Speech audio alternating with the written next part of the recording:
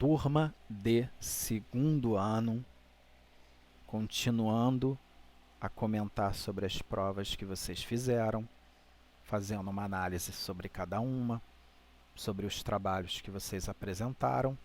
Agora nós vamos para a nossa prova de filosofia. E dentro da nossa prova de filosofia, nós vamos discutir sobre alguns pontos. Aliás, eu vou abordar para vocês, apresentar para vocês alguns pontos aí. O primeiro ponto importante é a definição de mito, tá? E mitos são narrativas utilizadas pelos povos, tá? Pelos nossos povos que vivem aí, e eles passam de geração em geração nos contando alguma coisa que fez parte da nossa realidade. Na verdade, não significa que o mito ele é real. O mito, na maioria das vezes, ele pode ser fantasioso, tá ok? Como o calcanhar de Aquiles, que até hoje ninguém sabe se foi realidade ou não, tá? E tantos outros mitos por aí, tá? A diferença é que existe um ponto aí. Você vai falar assim, mas qual é a diferença entre mito e a cultura popular? A cultura popular, ela está muito presente na nossa sociedade, né? Por que ela está muito mais presente na nossa sociedade? Porque praticamente nós vivemos a cultura popular, tá? Então, se você perguntar assim, Leandro, o que é cultura popular? O principal ponto de definição para o que é cultura popular é que ela se caracteriza, tá, com elementos culturais que pertencem a uma sociedade ou ela pertence a uma religião ou uma religião e região local. A religião e as regiões locais. Por que isso? A religião, ela também transfere para você, tá, alguns elementos que te dão esta ideia de cultura popular, né? As tradições das festas religiosas que estão presentes na sua denominação a qual você pertence. E as questões regionais entre sul, sudeste, nordeste, elas também estão presentes ali nesta cultura popular, tá? Tanto é que muitas festividades regionais, elas estão ligadas às religiões, muitas festas regionais. No Nordeste, então, nós temos muitas festividades ligadas a aspectos religiosos, tá? Então, a cultura popular, ela se caracteriza justamente com esses elementos ali, com as manifestações como dança, teatro, arte, gastronomia, música, tá? Tudo isso faz parte ali justamente dessa cultura popular.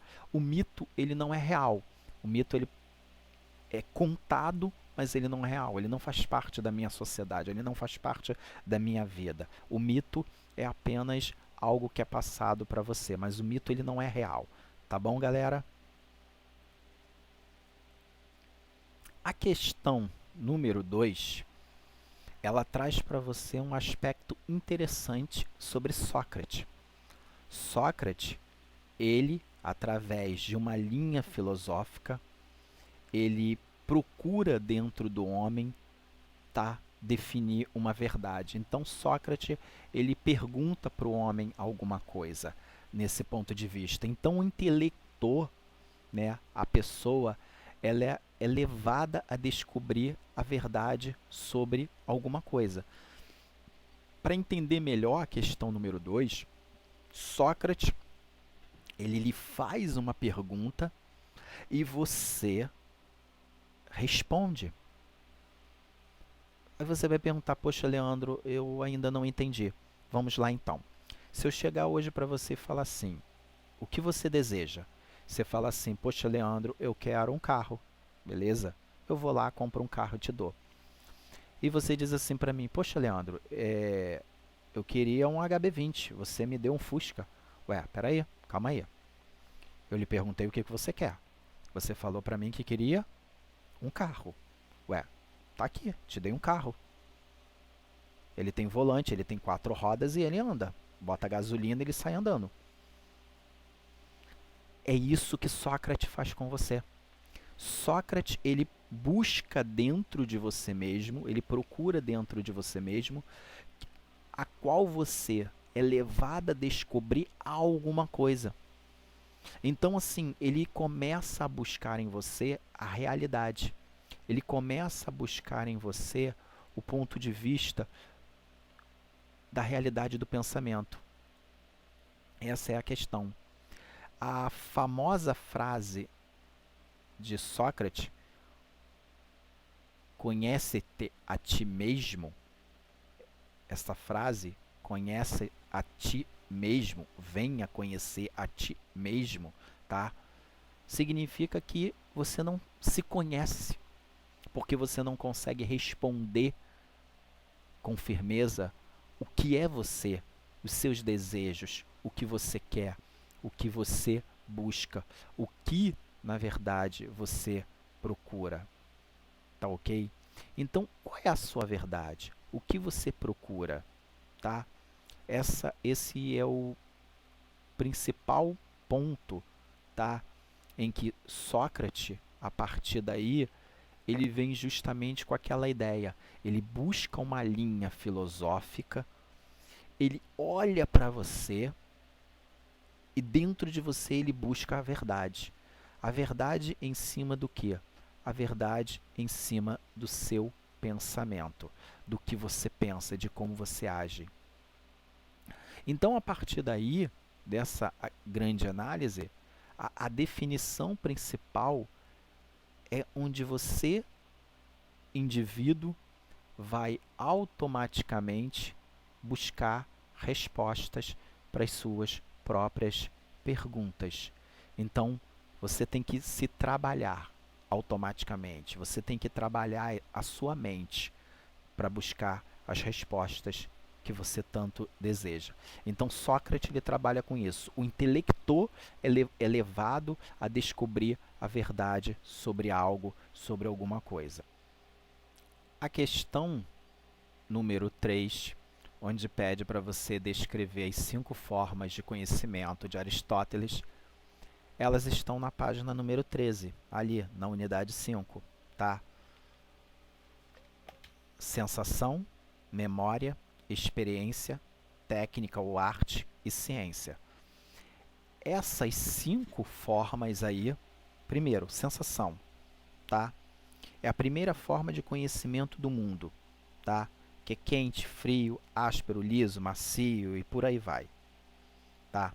Memória, que é a recordação de fatos, formas de uma espécie, arquivo mental que você tem, sua análise pessoal sobre aquilo que você tem no mundo. Experiência, conhecimento que você tem ali, tá? A experiência que você adquiriu ao longo da sua vida, da trajetória da sua vida, o conhecimento ali do bem e do mal, saber o que é certo, saber o que é errado, tá ok? A ciência, a forma de conhecimento que apresenta apenas as regras gerais ali de ensinamento, tá? Então, assim, na página 13, ela já demonstra para você as 5 formas de conhecimento: sensação, memória, experiência, técnica e ciência. Então, você tem 5 formas ali de conhecimento. Todos os seres humanos, né? As pessoas às vezes perguntam, nossa, para que eu estudo filosofia e para que eu vou estudar isso? Meus filhos, para quem vai fazer aí faculdade de psicologia, tá aí, você estudando quem? Você estudando justamente Aristóteles, você estudando Sócrates, você estudando tantos e outros filósofos para sua análise. Você vai falar, nossa, é isso sim, porque quando Aristóteles fala das 5 formas de conhecimento, ele fala das formas de como você é formado. Eu sou formado pela sensação. Durante a minha vida inteira eu tive sensação. Eu sei o que é frio, eu sei o que é quente. Essas sensações do físico também estão ligadas a Freud, a sensação do psicológico, tá? do lado psicológico, do cognitivo, tá? A sensação do sentimento. Aristóteles aqui, ele fala da sensação física, tá? De você sentir tudo isso. Mas ele também fala da memória, da recordação. E da recordação nós podemos falar de decepções, de mágoas, de passado, de uma série de fatores essas aí que nós já falamos aí. Ele fala de experiência, ele fala de arte, ele fala da ciência. Então, essas são as 5 formas de conhecimento de Aristóteles aí, as quais você... Essa questão número 4 talvez foi a questão aí que muitos ficaram pensando, porque ela é um pouquinho polêmica em alguns aspectos aí. Por que ela é polêmica? Porque ela começa falando do seguinte, ela começa a falar que Kant ele abandonou a figura de Deus. Calma aí, vamos tentar entender aí. Kant ele não se revoltou contra Deus, ele não disse que Deus não prestava e que não fazia parte do mundo dele. Então vamos tentar entender a ideia de Kant. Kant ele estava apenas dizendo que, nossa, peraí, nós precisamos de argumentos muito mais fortes para definir o que nós somos. Gente, a 4 ela está inserida na questão número 5. Por que a 4 está inserida na questão número 5? Porque a 4 e a 5 ali, ela não fala da existência, mas da negação de Deus, mas ele fala da razão. A partir de agora, os seres humanos eles têm que ser mais racionais. Temos que usar a razão. Espera aí, calma aí. Temos que acreditar mais, nós temos que pensar mais. Tá ok? Você tem que usar o seu raciocínio. Então, a partir de agora, o que prevalece é a razão. O que prevalece é o seu lado cognitivo. O que prevalece é justamente a sua capacidade de liderança, de como você vê as coisas. Espera aí, eu continuo acreditando em Deus, mas eu quero uma prova real mais forte de como o mundo foi formado. Eu não quero que você me fale que o mundo foi formado com magia. Eu quero algo científico, quero algo comprovado dentro da ciência. É isso que Kant diz. Então, quando você fala assim que Kant abandonou a figura de Deus, ele não está dizendo que ele virou ateu. Ele está dizendo que a partir de agora, está lá na página 18, na unidade 5, no primeiro, segundo, terceiro parágrafo, tá? Página 18, unidade 5, primeiro, segundo, terceiro parágrafo, ele começa a estabelecer para você o quê? Uma verdadeira razão da sua existência, através do que? Da ciência. Ele não nega a religião, ele continua sendo religioso a princípio, tá? Mas ele quer algo mais vivo, tá ok? Por isso que a 5 e a 4, elas se emendam. Quando você falar das revoluções copernicanas, justamente você vai ter que abordar essa ideia de Kant ali, tá? A ideia, porque a ideia principal é você trazer argumentos mais fortes aí, tá ok? Esses argumentos mais fortes é aquilo que vai construindo a sociedade. Então, a questão 5, ela vai se emendar muito com a questão número 4 ali. Bom, primeiro, né, a letra A, ela vai se emendar muito ali com essa questão aí, tá bom, galera? E indo ali para a questão número 6, tá? A 6, logo de cara, tá? Seria a letra D, tá bom? A 6, logo de cara, seria a letra D. A 7, logo de cara, seria a B, tá? A 7, logo de cara, seria a B, tá bom? Anotaram aí? A 8, logo de cara, a 8 logo de cara, também seria a B, tá? E a 9, ela seria a questão E. A 9 seria a questão E. E a B seria a questão, perdão, a 10 seria a questão B, que fala de experiência. Você vai falar assim, poxa, Leandro, de história, sociologia, você fez um comentário muito extenso. Por que essa você não fez um comentário muito extenso? Por duas razões. Primeiro, O contexto dessa prova, ele está todo inserido dentro da apostila de vocês e ele é de um grande valor intelectual que basta você ler ela com todo o cuidado possível, você ia conseguir encontrar todas as respostas possíveis. Um ponto importante aqui, tá? Eu vou ficar com a questão número 3 para te responder isso da melhor forma. Quando Aristóteles ele fala justamente das 5 formas ali, importantíssimo para o conhecimento, vocês, pega lá a página 13 da unidade 5. Pegaram? Tá vendo? Página 13 da unidade 5. Meus filhos, vocês têm que aprender a usar essas formas de conhecimento de Aristóteles. Vocês têm que aprender a usar a sensação, a memória, experiência, ciência, técnica ou arte. Vocês têm que aprenderem a usar justamente aquilo que faz na questão número 2, tá?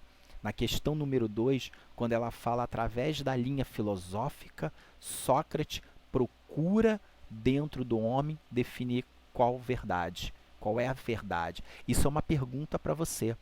O intelector, que são vocês, vocês têm que ser levados a descobrir algo.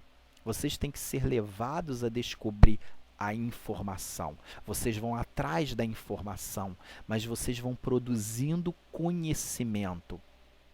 E através dessa produção de conhecimento, vocês justamente vão se formando como pessoas, como aluno, como cidadão para uma sociedade. Nós só podemos construir uma sociedade quando nós trabalhamos com as nossas habilidades. Então, o que vocês hoje têm que aprender a fazer com essas provas de consulta, com esses momentos que estão sendo difíceis para vocês, é usar o raciocínio lógico, as habilidades, as competências, sair da zona de conforto e criar metas e trajetórias para vocês. Entenderam? E aí vocês conquistam e ganham no mundo. Tá ok? Meus filhos, um beijo, um abraço e até a próxima aí, se Deus quiser, tá ok? Valeu, galera, se cuidem.